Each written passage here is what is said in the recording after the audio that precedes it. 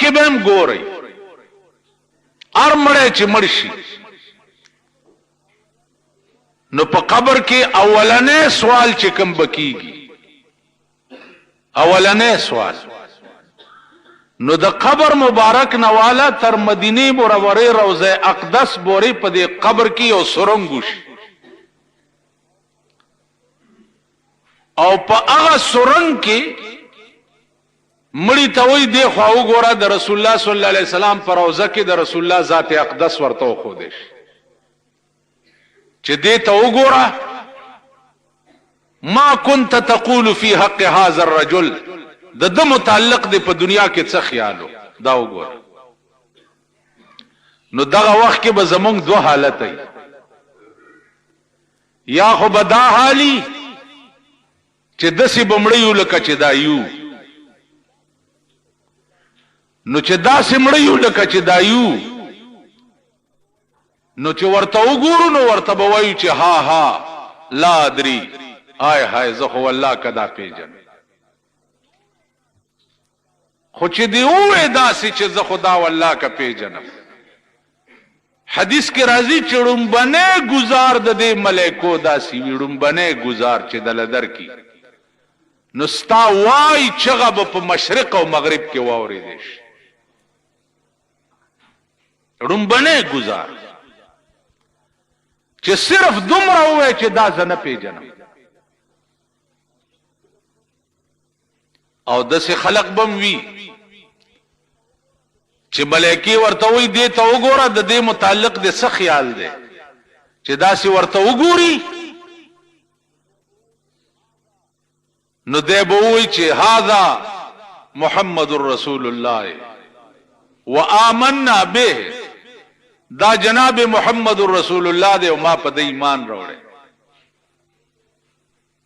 په خدای قسم مونږ څه سړی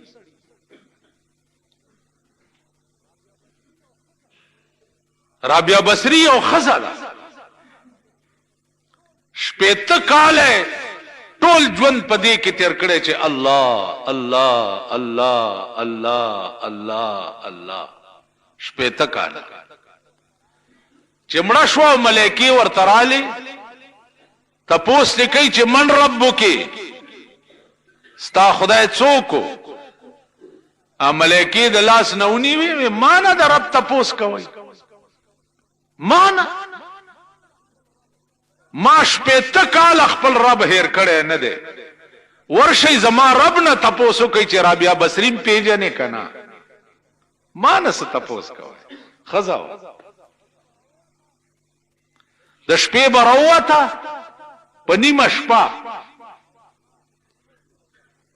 او د خار په کوسو کې بګرځیدا خپې ابل خپې او دا شعر به وی چې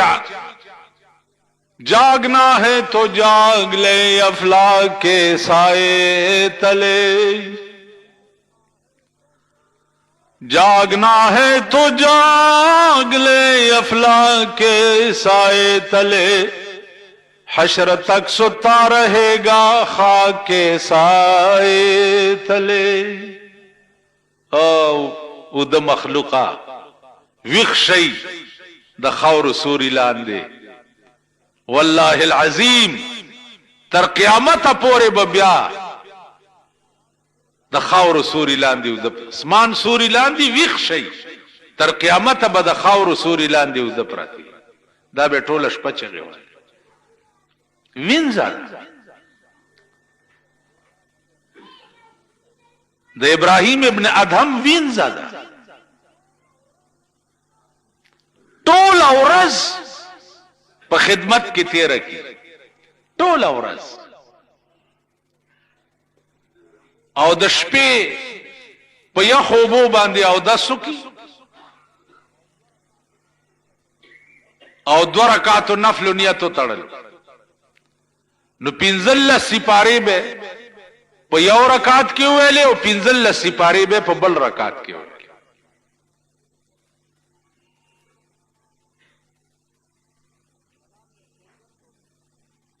سلام به چې وګرځول 15 سپاره به په 2 رکعاتو نفلو کې تاسو ته چې امام لغوندي